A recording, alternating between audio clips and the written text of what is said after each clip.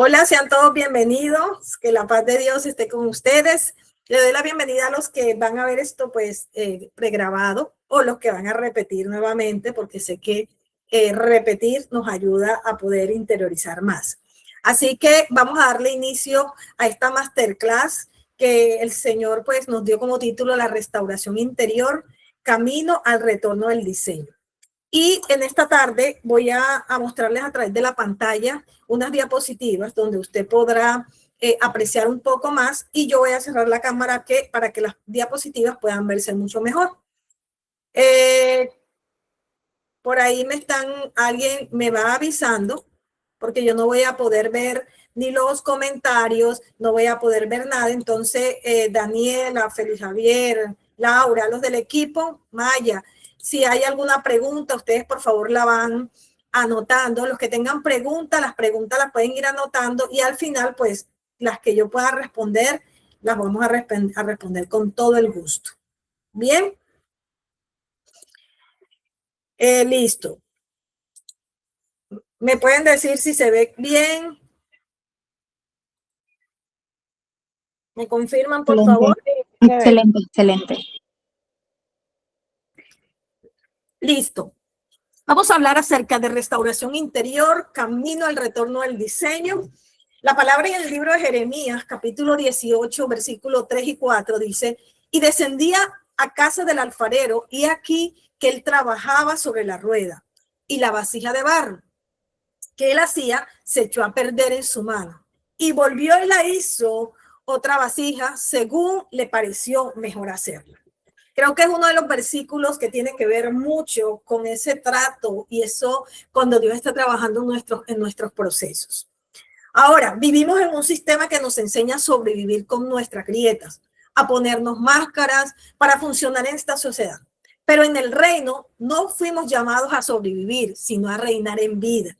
Y muchos hijos de Dios aman al rey, pero viven desconectados de su identidad, porque operan desde sus heridas y no desde su diseño.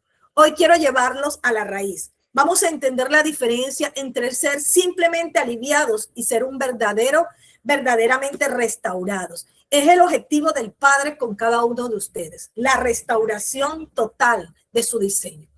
Y por eso el Padre a cada uno le hace una asignación y un llamado de manera distinta. Y sé que todos aquellos que están siendo alcanzados a través de esta masterclass hacen parte de la respuesta del Padre. Ustedes en sus oraciones, tal vez en momentos de angustia, desesperación, en algún momento en su ser interior han clamado y han dicho: Señor, necesito ser transformado. Y sé que a través de esta masterclass el Señor va a traer una luz. Iremos a la palabra para descubrir el deseo del Padre, no solo de sanar tu dolor, sino de hacerte volver a tu estado original. Ese estado de gobierno, de autoridad e inocencia que tenías en el corazón de Dios antes que el mundo te tocara. El alfarero no quiere que solo arreglarte, él quiere restituirte a tu diseño original. Ahora comencemos este camino de retorno. Para iniciar, creo que esta imagen que están viendo puede simbolizar mucho acerca de lo que el Padre comenzó a hablarme. Para la gloria del Señor, digamos que como ministerio o como en mi asignación, ya hace 6 años comencé directamente con esta asignación de sanidad. Pero antes de eso yo tuve que caminar un camino hacia esa restauración. No podemos hablar que nosotros podemos ser un puente cuando nosotros estamos rotos. Necesitamos ser restaurados. Pero muchos no han entendido la diferencia entre sanidad interior y restauración. Creo que un día yo estaba en esa misma posición. Digamos que la bandera de uno de mis llamados es el retorno al diseño original a través de la sanidad interior. Pero lo veía más desde el punto psicológico, de lo que yo había aprendido, de lo que había estudiado, lo que el Señor me permitió hacer. Pero poco a poco entendí que si no avanzaba y no iba al camino de la restauración, no podría realmente cumplir con la encomienda que el Padre me había dado en esta tierra. Así que la sanidad interior es curar el pasado y la restauración es vivir en el diseño original. Mientras que tú vas caminando, ese camino es un proceso. Ahorita vamos a hablar un poquito más a profundidad de esto. El libro de Isaías 61, 1 y 2 Dice, el Espíritu del Señor Dios está sobre mí, porque me ha ungido el Señor para traer buenas nuevas a los afligidos. Me ha enviado para vendar a los quebrantados de corazón, para proclamar libertad a los cautivos y liberación. Y a los prisioneros, para proclamar el año favorable del Señor y el día de venganza de nuestro Dios, para consolar a todos los que lloran. Este es uno de los capítulos que habla mucho de la restauración y la liberación. Yo simplemente usé hoy solo 2 versículos, pero si usted quiere un poquito más profundo, se puede leer todo el capítulo, que tiene grandes verdades y grandes misterios que Dios quiere revelar a su corazón. Comencemos por definir qué es la sanidad interior. Bueno, la sanidad interior se enfoca en curar las heridas del pasado. Es el proceso de identificar y aliviar el dolor emocional causado por traumas, rechazos, abusos, abandono o experiencias negativas que una persona ha sufrido a lo largo de su vida. Este concepto me llevó a mí a entender esta imagen que usted está viendo. Porque como les dije, nosotros podemos dar hasta donde conocemos. A medida que usted va teniendo esa intimidad profunda con su Padre Celestial, va a ir a niveles mayores. ¿Y qué pasa con la sanidad interior? No es que la sanidad interior no sea un diseño de Dios. El 26 de diciembre estuve compartiendo con un grupo de mujeres hermosas, de una amiga que está por aquí conectada también, y hablamos acerca de la sanidad interior y la restauración, las diferencias. Pero el Señor en este camino del 26 hasta el día de hoy trajo una mayor iluminación de este tema. ¿Y qué es lo que pasa con la sanidad interior cuando yo opero desde el yo? Como hasta hoy están muchos hijos de Dios trabajando. Y por eso es que no avanza. Porque la sanidad interior desde el yo te tiene, como ves ahí, en un cíclico. Estás en un punto y siempre vas a dar vuelta en el mismo punto. Entonces, usas terapias que no son malas, o con lo que estoy diciendo, que son necesarias muchas veces, pero nos quedamos solamente en terapias o simplemente jugamos el mismo proceso una y otra vez, pero no vemos ningún crecimiento. Ese es cuando nosotros hablamos de nuestro niño interior y comenzamos a agarrar el dolor como a idolatrarlo. Idolatramos el dolor. No, es que tú no sabes lo que a mí me pasó, lo que pasa es que tú no sabes cómo me trataron a mí de niño, lo que pasa es que yo fui abusada. Esas son historias que son reales y todas hemos pasado por ellas. Yo también he vivido, también tengo una historia que contar, como sé que cada uno de los que están conectados aquí. Pero quiero decirte algo. Cuando tú te agarras solamente en mi dolor, en yo, en mí, y vuelves eso, te vuelves yoico, egocéntrico, ególatra, vas a vivir en ese círculo que te estoy mostrando. A diferencia que la sanidad que habla el libro de Isaías, que acabamos de hablar, tiene que ir complementada con la restauración, porque la dinámica del reino de Dios no es cíclica, es espiral. ¿Qué quiere decir esto? Que tú vas a caminar un recorrido, pero vas a ir avanzando. Hoy tal vez, si tú miras tu proceso, aquellos que han comenzado procesos de restauración, tú tal vez en una temporada podrás vivir algo similar a lo que viviste anteriormente. Pero cuando tú evalúas, ¿qué vas a evaluar ahí dentro de repetir de pronto una situación? Tú, ¿cómo actuaste frente a esa situación? ¿Cómo gestionaste tus emociones frente a esa situación? A veces el enemigo trae mucha culpa en la mente de los demás. Y alguien me dice, no, pero es que otra vez que estoy con temores y ya yo había pasado por eso, yo pensé que Dios me había sanado. Y yo enseguida digo, alto, quiero que mires, ¿cómo reaccionaste hace 1, 2 años, 5 meses cuando estuviste en ese proceso? No, fue diferente, este proceso estoy más entendida, ya no estoy ausente de mí. Y le digo, entonces estás avanzando, estás en el proceso. A eso me refiero cuando es una sanidad en forma espiral, como es la dinámica del reino de Dios. Que nosotros no nos estancamos, no repetimos lo mismo. Simplemente a veces Dios va a poner los mismos escenarios para que tú notes cómo has avanzado. Amén. ¿Estamos de acuerdo con eso? Ahora, gracias. Ahora vamos a mirar la sanidad interior desde la raíz. Vamos a mirarla, ¿qué es la sanidad interior? Pero desde la perspectiva de Dios, no desde la psicológica, porque el concepto que te acabé de dar de sanidad interior es más psicológico que lo que realmente la palabra nos dice. La sanidad interior, desde la palabra, desde la Biblia, o sea, desde el reino, de la legislación de nuestro Padre Celestial, no solo es curar las emociones, no es solo eso, es quitar lo ilegal que se alojó en la mente y en tus emociones. ¿Sabes por qué? Porque cuando tú tienes heridas en tu corazón, cuando tú tienes traumas, carencias y todos esos factores, lo que son puertas abiertas para que las tinieblas puedan obrar con legalidad. En el Antiguo Testamento, la sanidad a menudo requería purificación, se relacionaba mucho esto. La sanidad interior es purificar el corazón de la contaminación del mundo para que pueda ser un templo apto. O sea que la sanidad desde el punto de Dios no se trata solo que te deje de doler, sino quitarle el derecho legal al enemigo sobre el área que está afectando tu vida. Ahora ya teniendo claro qué es la sanidad, vamos a mirar qué es la restauración. La restauración es el acto soberano de Dios de devolvernos al diseño original del Edén. Es dejar de operar con mentalidades sobrevivientes, o sea, esclavos, y empezar a operar con una mentalidad de gobernantes, o sea, de hijos de Dios. Volver a funcionar tal como Dios te pensó antes que fueras herido. Es recuperar tu capacidad de amar, soñar y gobernar sin filtro del dolor.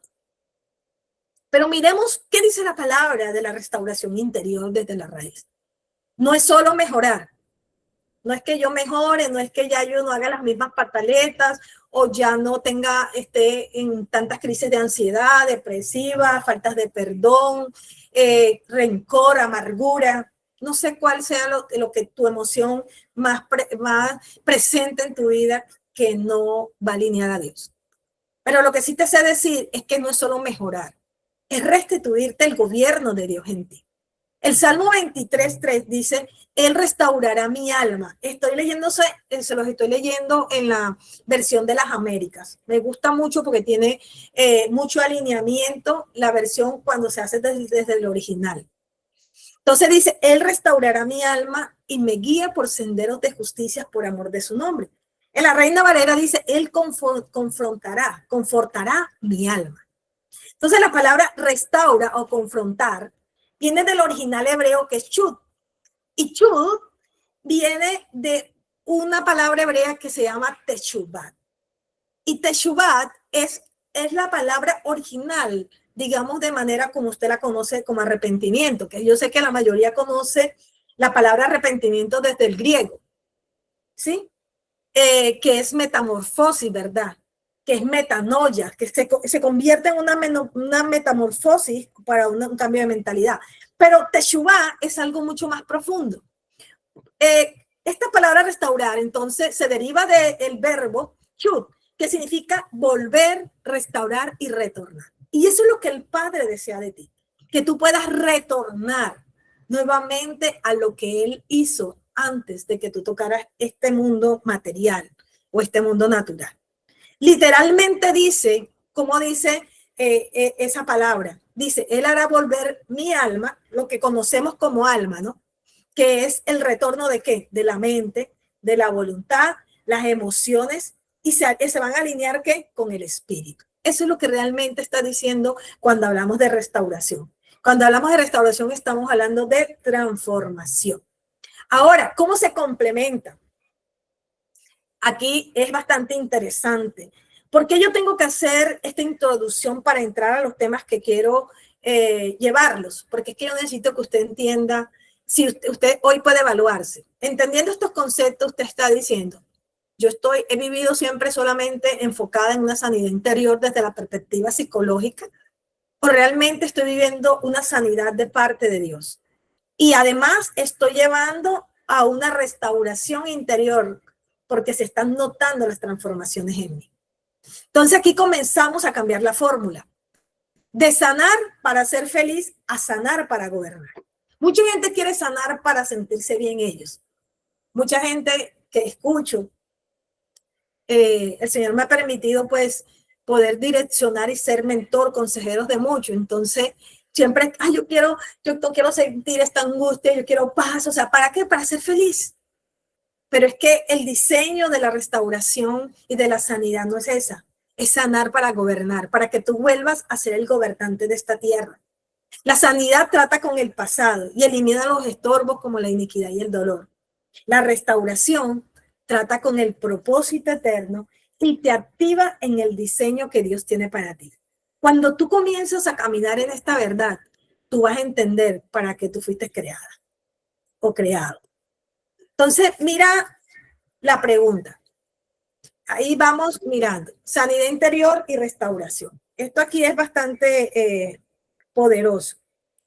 Quiero que las diferencias, cómo se complementan. Entonces, mira, la sanidad interior mira hacia el pasado, lo que sufriste. Pero cuando hablamos de restauración interior, mira el futuro. ¿Quién eres? Eso es identidad. La sanidad interior, cuando dice trata con el dolor y la herida. Espérense un momentico que pasa algo. ¿Qué sucede? Pregunta que te están pidiendo.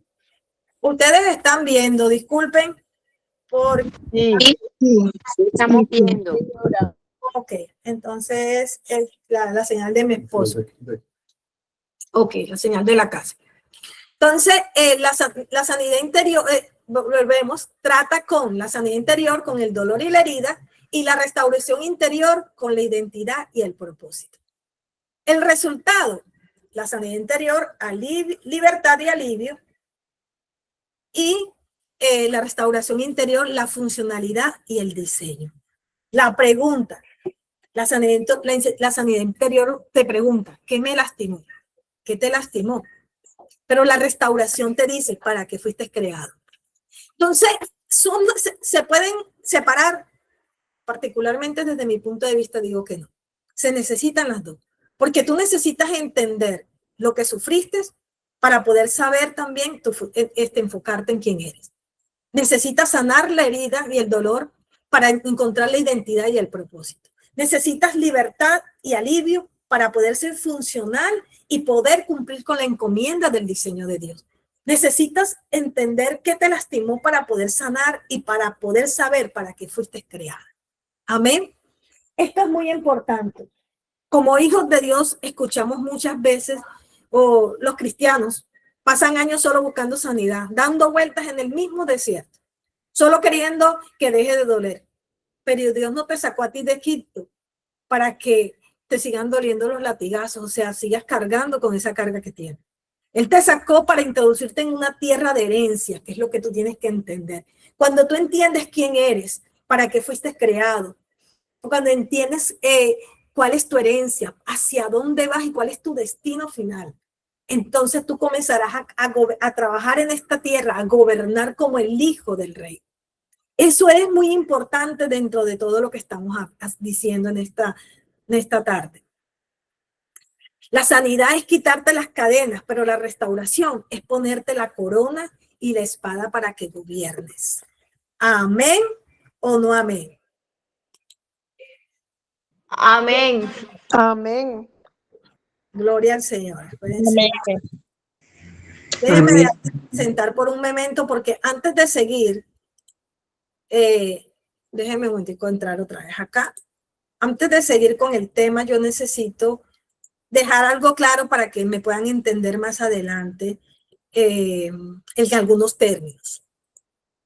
Yo espero que esta pequeña introducción acerca de lo que la diferencia de restauración y sanidad, y si usted tiene alguna pregunta, usted, como le dije, lo puede ir haciendo y al final o de manera personal usted también puede escribirme y podemos aclararla.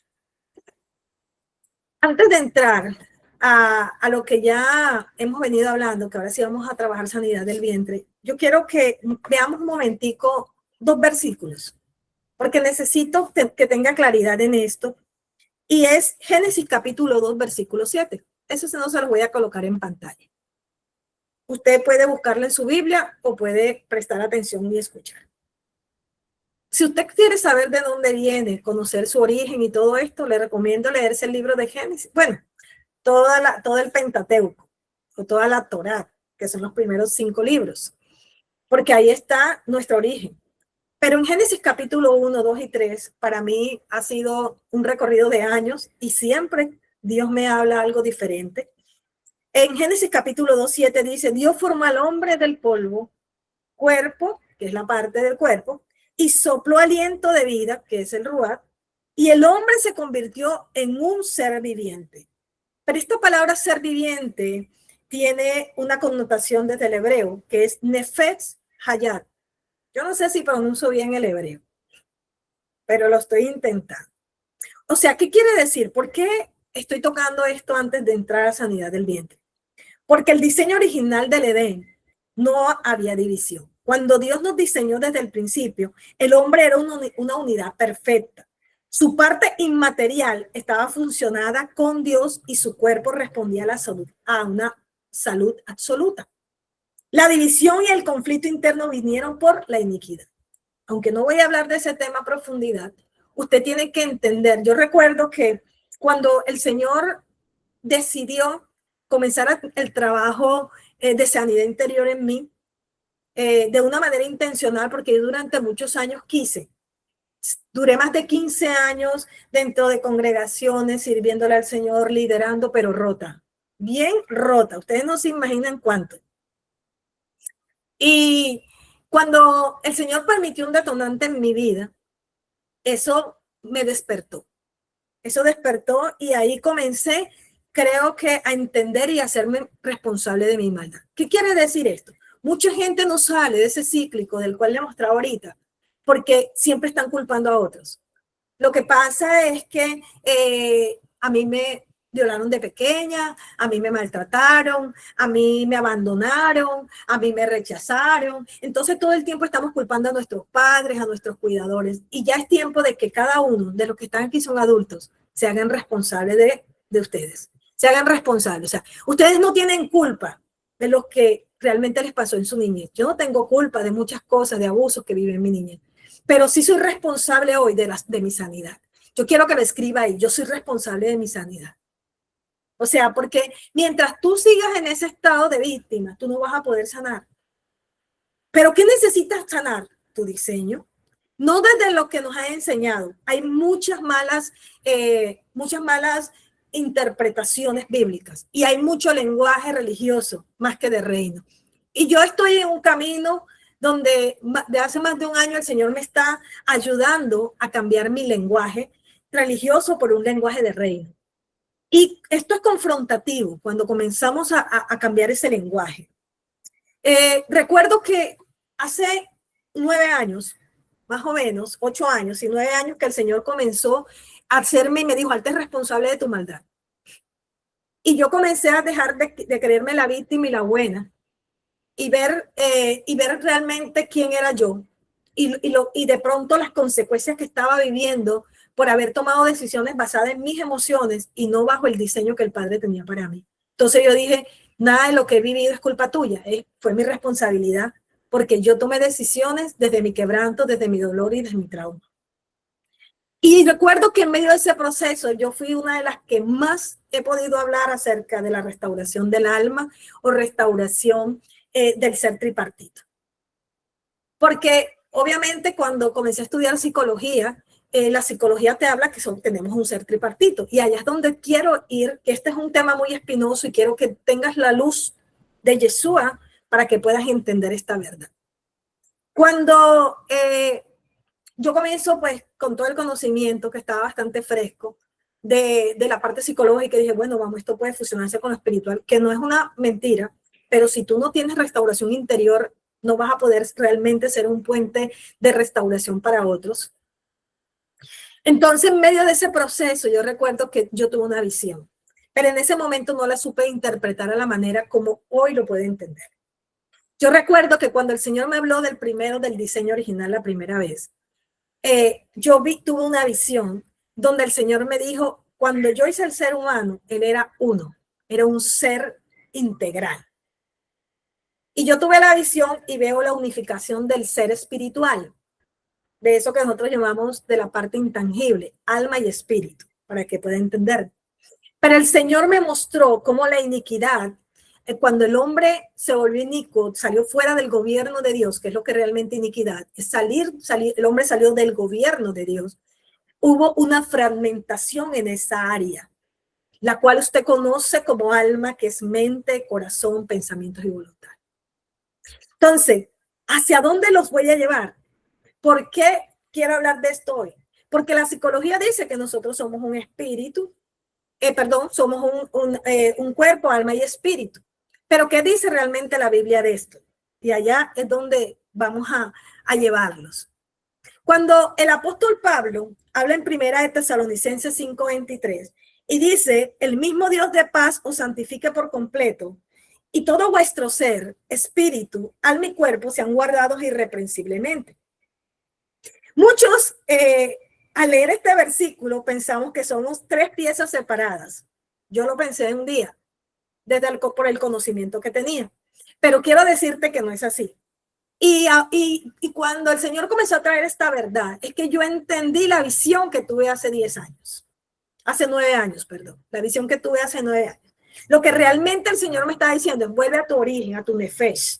A ese nefesh, que es lo que es el origen de lo que dice Génesis capítulo 2, versículo 7, que les acabo de leer. O sea, nosotros no estábamos divididos de esa manera. Me dirás, pero es que ahí la Biblia dice alma.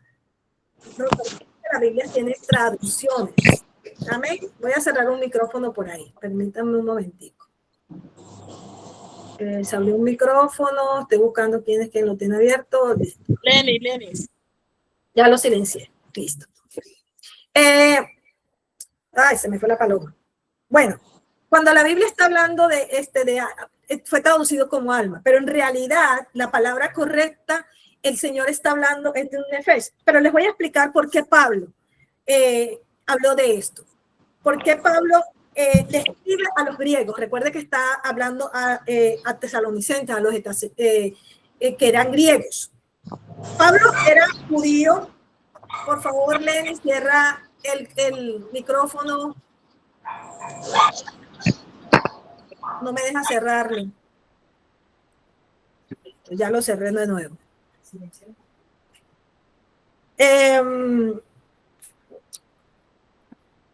Eso me distrae, por eso les digo que por favor mantengan sus micrófonos cerrados. Pablo le estaba hablando a los griegos, pero Pablo era judío con mente de hebreo. Le estaba escribiendo a una gente con la cultura griega, o sea, a los tesalonicenses. La cultura griega tenía una concepción o un pensamiento que el cuerpo era malo y desechable y solo el alma era lo que importaba. O sea, ellos decían, y eso viene también de Platón y de todos estos pensadores, que el cuerpo era la cárcel del alma. Entonces, al momento de las traducciones, la palabra alma no existe dentro del original hebreo. La tradujeron los griegos como pipsi. Pero realmente, para que usted pueda entender, alma es un latín que viene de ánima. ¿Usted ha escuchado las ánimas del purgatorio? Bueno, a los que entienden, ya entendieron la idea que les quiero llevar. Entonces, cuando la Biblia realmente está hablando, lo que Pablo les está diciendo a ellos aquí en Tesalonicense es que todo su ser espiritual, cuerpo, alma, espíritu, como dice ahí, Pablo está rompiendo la mentalidad griega de ellos. Les está diciendo, no. Dios no quiere solo tu parte espiritual. Dios quiere santificar y restaurarte en la unidad completa, en el diseño original. Porque la palabra completo ahí del griego es olesteus, que significa sin división. Solo que es que a nosotros a veces nos falta ir un poquito y profundizar un poquito más. Entonces, él está diciendo, tu cuerpo también es santo, como tu nefesh. No importa, porque, ¿cómo es que se llama? No hay una tal división. Pablo no estaba diciendo que había una separación. Pablo no está diciendo, no, que ustedes están en pedazos. Pablo estaba enfatizando en una unidad, ser completos, frente a la cultura griega que despreciaba el cuerpo. Ahora, por eso cuando Pablo dice que Dios nos santifique por completo, nos está llamando a restaurar la unidad. Dios quiere sanar la grieta entre lo que creemos, entre lo que sentimos y entre lo que vivimos, que es el asunto de problemas de todos los seres humanos. Él quiere que volvamos a ser indivisibles. ¿Usted entiende? A que usted no esté dividido. Dios quiere que usted sea un nefesh, sea un ser viviente, porque nefesh, lo que verdaderamente te está diciendo Dios ahí, es que seas una unidad, que seas uno, o sea, no hay esa tal división. Porque cuando tú caminas hacia el retorno de tu diseño, tú vas a hacer una unidad en el espíritu, en la mente, en el corazón y con tu cuerpo. Y ahorita te necesitas explicarle esto, porque ahora yo se lo voy a comprobar con la ciencia, lo que la Biblia dice, ¿no? Por eso necesitaba entrar en esto. Quiero leerles por acá. Cuando logramos esa unidad interna, donde el espíritu y la mente se alinean otra vez con Dios, nuestro cuerpo recibe el mensaje correcto y nuestro ADN comienza a funcionar bajo la bendición del diseño original. Esta verdad de santidad es volver a ser uno con Él. El nefesh es la unión, no la división. Amén. O sea, que tú eres un ¿qué? Un nefesh, un ser viviente en unidad. O sea, esto no es que me partieron, que yo estoy dividida. No, en realidad somos una unidad. Lo que hemos querido interpretar. Y el Señor me hace como 2 meses o 3 meses, yo a veces me pierdo del tiempo cronológico, orando por alguien que ya está en la presencia del Señor. Tuve la misma visión que tuve hace 9 años. Yo no entendía en el momento. Yo dije, Señor, ¿qué me quieres decir? Yo estaba orando por sanidad, para que el Señor restaurara. Y el Señor me dijo, lo que pasa es que la estoy volviendo al diseño original. Y ese día entendí que el Señor se la iba a llevar. Aunque yo quiero aclarar algo. Nosotros el diseño original no lo vamos a completar aquí porque este cuerpo es corruptible. El diseño se va a completar cuando seamos incorruptibles. Que eso va a pasar cuando Cristo venga por segunda vez y levante a los que se mueren en el primero y luego los que quedemos vamos a ser arrebatados. Ese es otro tema. Amén. Pero quería que usted entendiera, porque yo voy a hablar del nefesh de Dios, no voy a hablar de alma. Entonces, por esa razón quería traer a colación este tema. Y ojalá pueda edificar, entender, así que voy a hablar desde ahí. Entonces ahora sí vamos a seguir y vamos a entrar en el tema de lo que es sanidad desde el vientre. Yo quiero decirle algo. Yo quiero que usted no se quede con el conocimiento que hoy el Padre está trayendo a ustedes, hermana. Familia hermosa. No quiero que se queden solamente con ese conocimiento, se queden con esto. No, yo quiero que usted sea un multiplicador. Porque hay algo que se llama, ya les voy a mostrar, déjenme primero ir. Me dicen si lo estoy viendo, por favor, si están viendo ya. Sí, perfecto. Déjenme ir a la diapositiva correcta.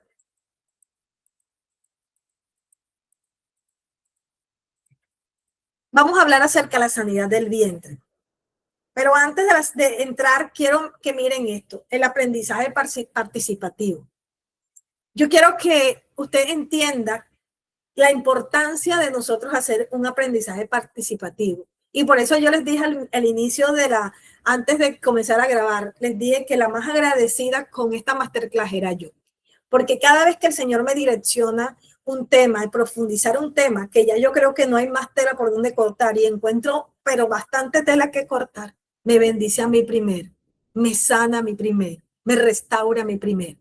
Entonces, cuando nosotros utilizamos el aprendizaje participativo, nosotros cuando nosotros escuchamos, se nos queda un 20%.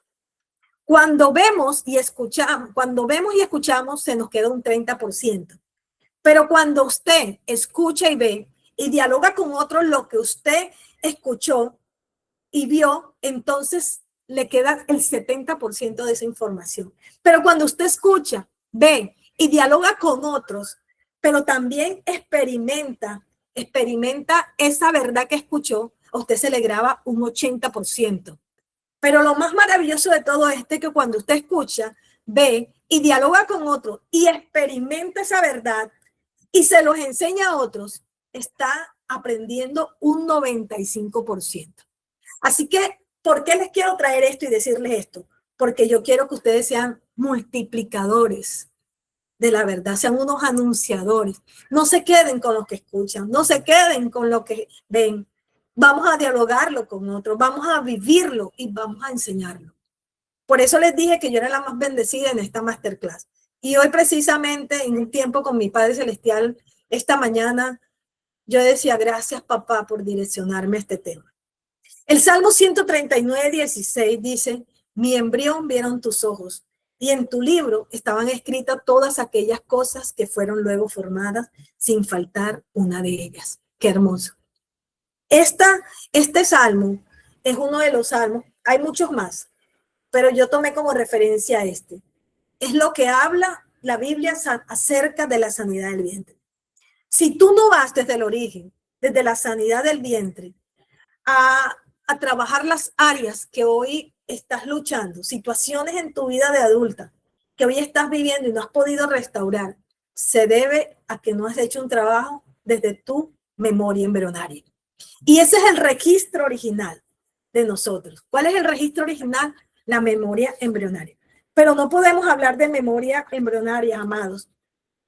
Para nosotros poder entender esto, necesitamos ir al principio del registro.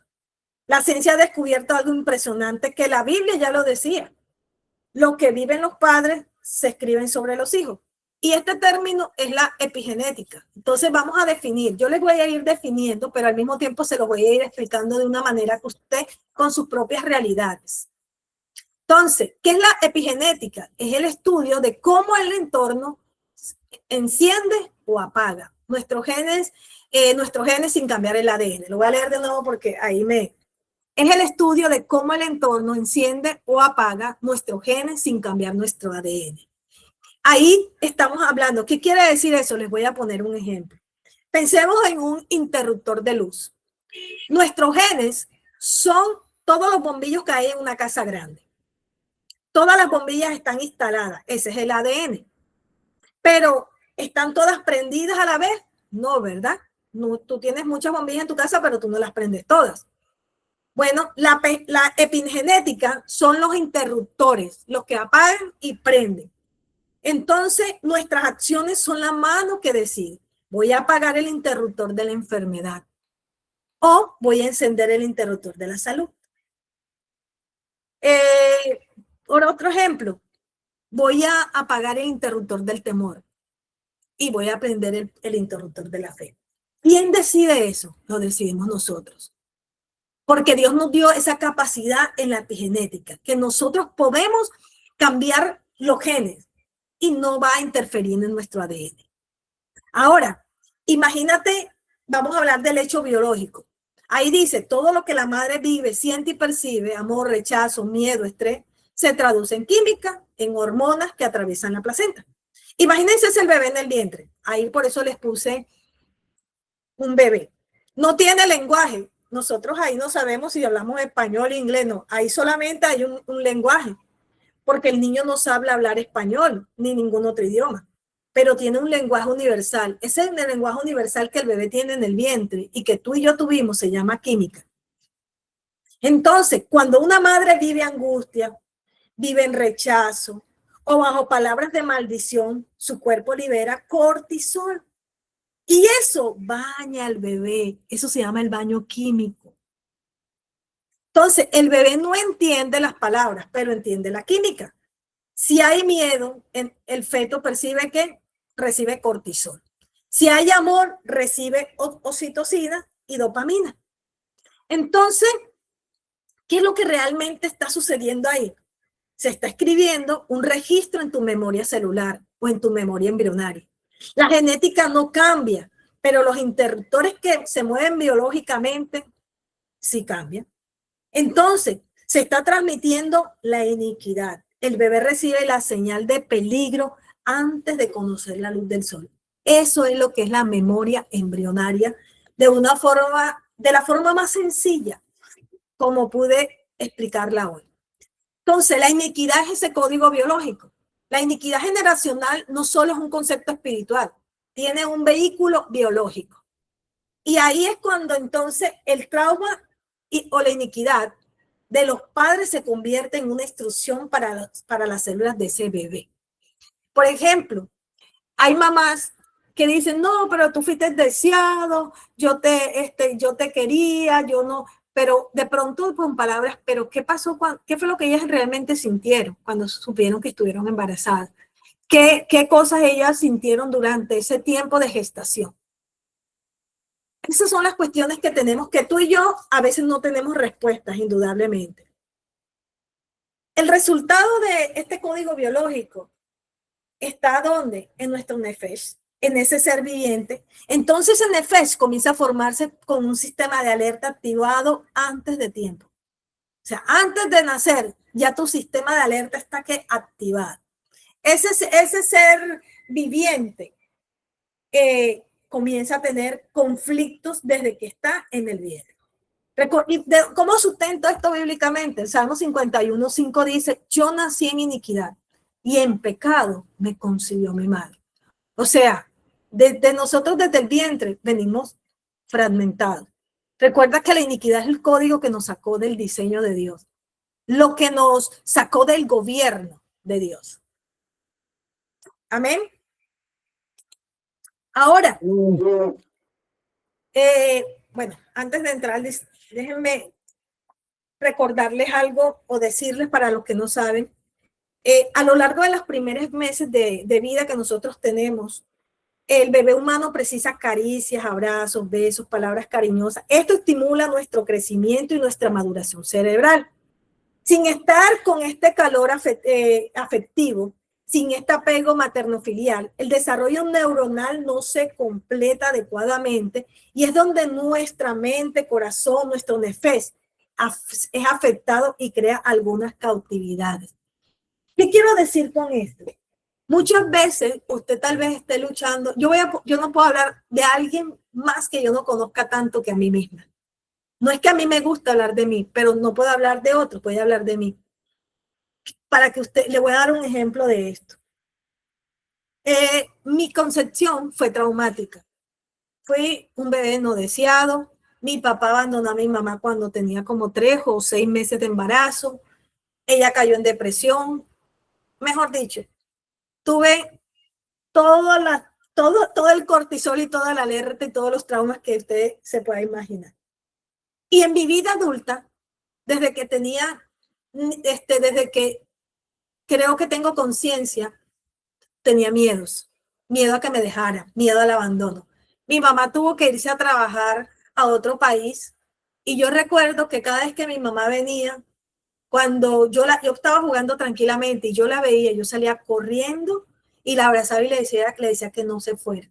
Fui una niña depresiva desde niña. Cuando yo comencé a estudiar psicología fue que me di cuenta que yo lo que había vivido durante toda mi infancia fue una depresión, porque la salud mental en ese momento no era tan importante.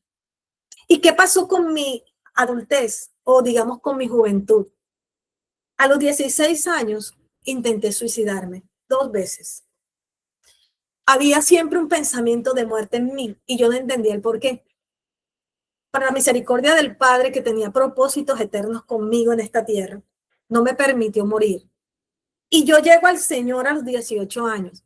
Y ustedes no saben la lucha más grande que tuve en los primeros años de vida en el Señor, hablando de mí, de haberme engendrado espiritualmente, fue con el espíritu de muerte. Porque cada vez que yo tenía una situación, lo primero que yo deseaba era morir. Recuerdo una vez, yo pues tomé la elección de casarme con un hombre incorrecto, que no era el propósito en mi vida, y sucedió que él obviamente no sabía amarme ni cuidarme y tampoco podía cubrir todas las necesidades emocionales que yo tenía, porque eso él no lo iba a lograr.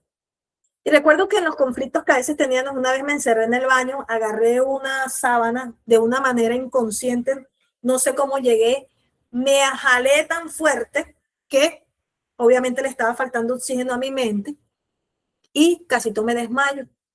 Y cuando yo vuelvo en sí, yo dije, Dios, ¿qué estoy haciendo? A veces tú dices, no, yo no tengo un espíritu de muerte, pero con el solo hecho de decirle a Dios, ¿hasta cuándo? Yo quiero irme de esta tierra. No te atreves a matarte porque sabes, por el miedo al infierno, pero no porque realmente quieras vivir. Entonces, cuando eso sucede en la vida de alguien, está siendo pastoreado por la muerte. Quiero decirlo. Y yo no entendí esa situación en mi vida. Y yo recuerdo que en un ayuno, ya con la intención de caminar ese camino de restauración y sanidad, yo comencé a orarle al Señor y le decía, ¿por qué tengo siempre el deseo de morirme? ¿Por qué yo soy tan cobarde? Porque cada situación que yo tenía que sentía que no podía tener control sobre ella, lo primero que yo le decía a Dios era que se me llevara. Y yo recuerdo que en ese ayuno fue la primera vez que yo me vi en el vientre de mamá, sin conocer este concepto de epigenética, ni de sanidad del vientre, ni de memoria embrionaria. Yo no tenía ninguno de esos conceptos en conocimiento en mi vida. Y yo recuerdo que yo me vi a mi mamá, me vi en el vientre de mi mamá. Y el Señor me dijo, ella te quiso abortar. Y ella quiso sacarte de su vientre. Inmediatamente entró esa cautividad en ti. El espíritu de muerte tomó legalidad en ti. Y yo recuerdo que ese día el Señor trajo unas partes de sanidad en mi memoria embrionaria, porque eso solamente lo puede hacer el Espíritu Santo. Eso no lo puede hacer ya nadie porque ya yo crecí. Y eso se va a desarrollar en los primeros meses y años de vida. Y ya yo tenía, en ese tiempo, no recuerdo exactamente, pero ya era una adulta. Y recuerdo que así comenzó el Señor a traer restauración en mí, a través de ese testimonio. Les digo, desde ese día yo dejé de pensar en la muerte. La muerte dejó de ser mi pastor. Ya comencé a enfrentar la vida de otra manera. Y ese pensamiento de muerte se fue. Para que usted pueda entender lo que es, cómo nos puede llevar ese trauma, esa iniquidad a una cautividad. Ahora, el diseño original versus la interferencia. Aquí empieza la distorsión del diseño en todo lo que hemos hablado. Dice que Dios sopla espíritu de paz en nosotros, porque el diseño de Dios en nosotros es un espíritu de shalom. O sea, shalom es la palabra hebrea de paz. El original dice shalom, que es paz. Para que el espíritu y el cuerpo se integren perfectamente. Cuando Dios colocó al hombre en esa unidad de Nefesh, en el huerto del Edén, ese era el útero de Dios. Porque ahí estaban seguros. Ahí ellos no tenían necesidad de nada. Ellos ahí no habían conocido lo que era el miedo. Ellos no habían experimentado ninguna distorsión en su epigenética. Era perfecta como Dios la había hecho. Entonces ahí es donde realmente comienza, cuando el hombre cae en iniquidad, sale del gobierno de Dios, se vuelve un ser inicuo. Eso le llamamos la realidad de la caída. Ahí es un entorno entonces donde el hombre comienza a grabar en la memoria celular el mensaje, no estoy seguro aquí. Entonces empezamos a distorsionar ese mensaje. Y ese niño nace ya que predispuesto, porque ya hay una guerra que recibió con la química desde que está en el vientre de mamá. ¿Qué sucede ahí? Entonces nace predispuestos a la ansiedad, predispuestos a la defensa, a defenderte todo el tiempo, predispuestos a que no te abandonen, predispuestos al miedo. Ese no es tu carácter, es el registro embrionario que necesitas limpiar hoy, que necesitas decirle al Señor, Padre, yo necesito que tú limpies mi registro embrionario. Y ahorita más adelante vas a entender el por qué estoy diciendo esto, porque vamos paso a paso. Vamos a hablar de la neuroplasticidad negativa. Muchas veces escuchamos el dicho popular que el tiempo lo cura todo. Hoy la ciencia y la palabra de Dios dicen que eso es ¿qué? Falso. Dígase a usted, eso es falso. El tiempo no cura nada. El tiempo sin la intervención de Dios lo que hace es solidificar la herida. Solidificar significa endurecer. Por ejemplo, cuando yo hago mis ungüentos, ellos son líquidos, pero yo le he hecho un valor agregado que hace que él se vuelva sólido. En este caso es la iniquidad de los traumas. Bien, entonces cuando pasan horas, ese ungüento, ese líquido, ese aceite que era líquido se vuelve sólido. Así igualito es eso de la neuroplasticidad negativa. Pero quiero primero, vamos a definir el concepto de neuroplasticidad antes de decir cómo funciona esa neuroplasticidad negativa en nosotros. Entonces, la neuroplasticidad es la capacidad del cerebro para cambiar su estructura física basándose en lo que pensamos, sentimos y hacemos repetidamente. Pero es que la neuroplasticidad no la consiguió la ciencia. Dios la habló. Romanos capítulo 12:2 está hablando de neuroplasticidad. Me fascina esta traducción de la traducción Nueva Viviente que dice, no imiten las conductas ni las costumbres de este mundo. Más bien dejen que Dios las transforme en personas nuevas. ¿Al qué? Al cambiarle la manera de pensar. Vamos a quitarle la manera de pensar y colocarle, al cambiarle su neuroplasticidad. Entonces, aprenderás a conocer la voluntad de Dios para ustedes, la cual es buena, agradable y perfecta. Si tú no tienes una transformación en tu mente, tú jamás podrás conocer la soberanía de Dios. Esto es una verdad. Que seguirás creyendo que Dios es el que tú lo mandas a Él. Que Dios es el que te tiene que sanar porque te tiene que sanar. Dios te tiene que restaurar porque Él tiene que restaurarte. O sea, tú no vas a entender su soberanía. Pero cuando tú cambias tu manera de pensar, se produce ese proceso cambia esa neuroplasticidad negativa al cambio de una transformación de manera de pensar diferente. Entonces, tú vas a entender a Dios. Hay algo que se llama la regla de oro, la ley de, no sé si se pronuncia así, no sé, los bilingües aquí me dirán. Ella dice que las neuronas que se disparan juntas se conectan juntas. Esto me encanta. Porque cuando nosotros hablamos de esto y de la neuroplasticidad, estamos hablando que nuestro cerebro es plástico y se moldea. Esta regla, ¿qué quiere decir? Las neuronas se disparan juntas y se conectan juntas. Se los voy a presentar con un ejemplo. Pensemos en algo, pensemos así. Si un bebé recibe rechazo en el vientre, se creó un pequeño camino neuronal de dolor.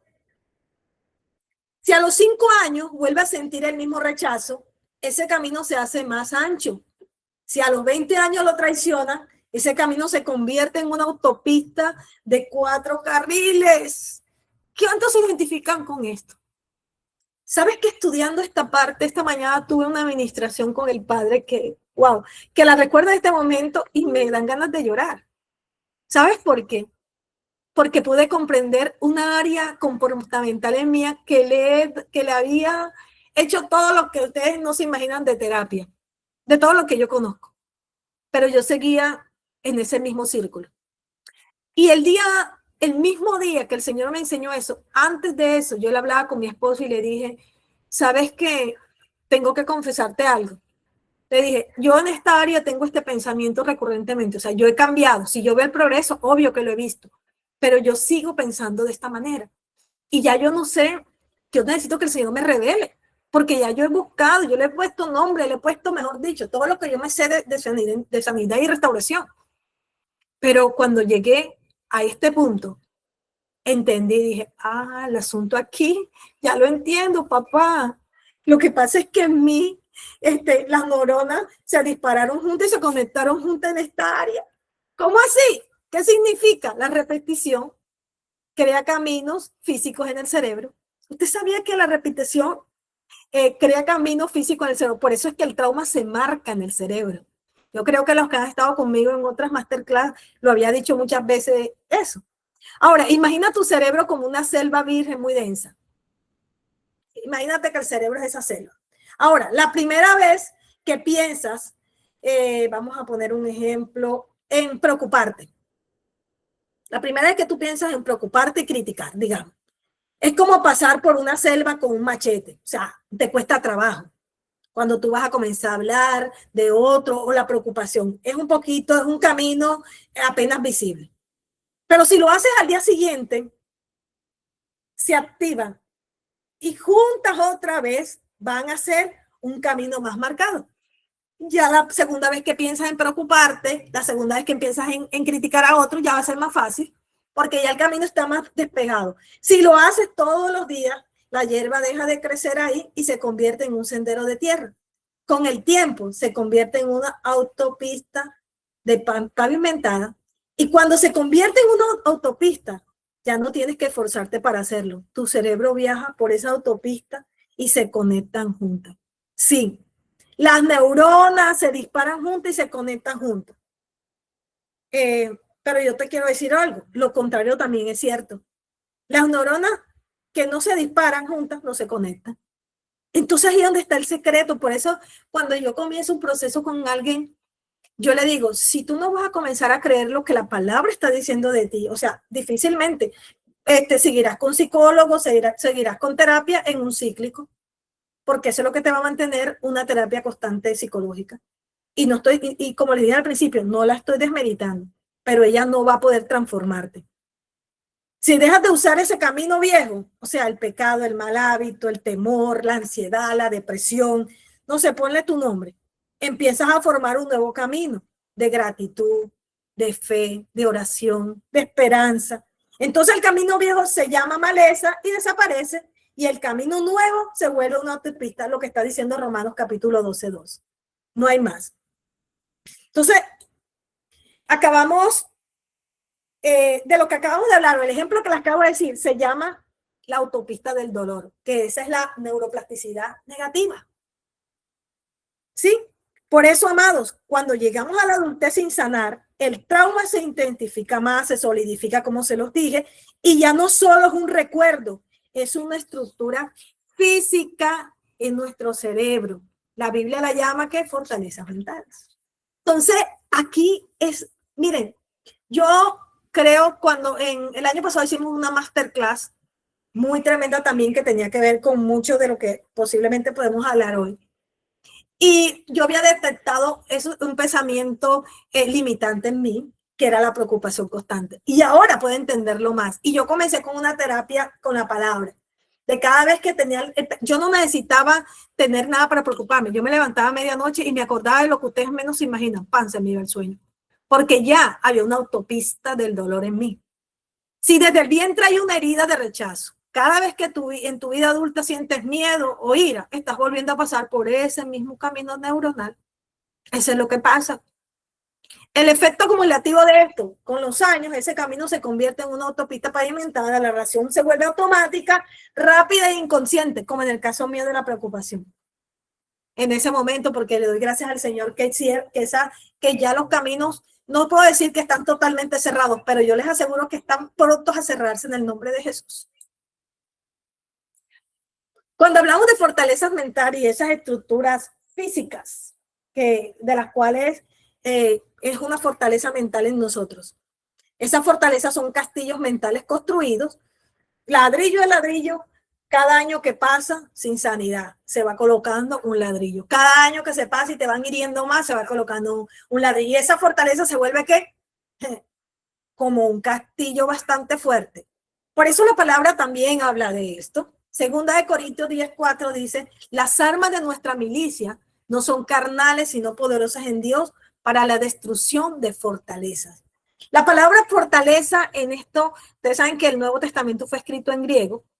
En el griego, fortaleza significa ochiroma, que es castillo, prisión fortificada. Tiene un paralelo biológico. O sea, esto no solamente es que, no es que seas débil, no es que tú dices, no, pero es que yo soy muy débil. Yo he escuchado decir gente eso, por eso lo estoy trayendo a colación. No es que seas débil, es que tu cerebro se ha convertido en un experto en defenderse del dolor. Ay, Dios mío. Ay, Dios mío. Aquí le doy la respuesta para los que me conocen. Mi problema más grande ha sido cerrar esa autopista de defender, de estar a la defensiva, de pelear. Esa ha sido una de las batallas más grandes que yo he tenido que pelear con mi cerebro. ¿Por qué? Porque aprendió. Ya mi cerebro tenía un magíster en eso. Ya era un doctorado más bien. Por eso necesitamos el poder sobrenatural de Dios para derribar lo que biológicamente se ha construido por años. Amados, déjenme mirar el tiempo que voy. Listo, terminé ahora, no sanar a tiempo significa que la estructura física del cerebro se solidifica en el trauma. Por eso es tan difícil cambiar solo con la fuerza de voluntad. Por eso hoy estás luchando con tu propia biología. Hoy estás luchando con esa propia biología. O sea, tú quieres cambiar. Yo luché hasta que entendí que eso tenía que hacer el Señor, cerrar esa autopista.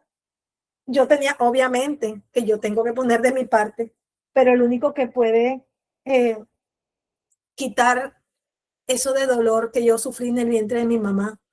Eso que yo no le podía poner nombre porque mi mente no lo recordaba, y ahorita vamos a hablar de eso más a profundidad, era mi memoria embrionaria. Yo no sé cuál es la memoria embrionaria que tú tienes hoy. Necesitamos recordar esa memoria oculta del Nefesh. Cuando el cuerpo recuerda lo que la mente olvidó, necesitamos recordarla. Esa es la memoria oculta de ese ser interior que tenemos, de ese Nefesh.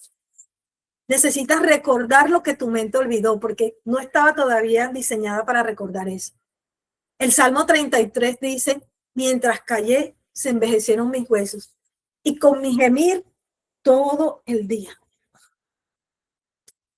Quiero que tengamos, antes de estar a los dos tipos de memoria que voy a hablar, que ya eso va para que tú puedas comprender muchísimas cosas más. Ya vamos ya dándole forma a esto.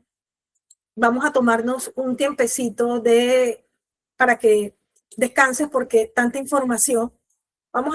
Son las 54. A las 6 en punto, seguimos con la siguiente parte. Ve y toma café. Busca si no tienes allá a la mano tu sal, tu aceite para la hora de la administración, busca donde anotar.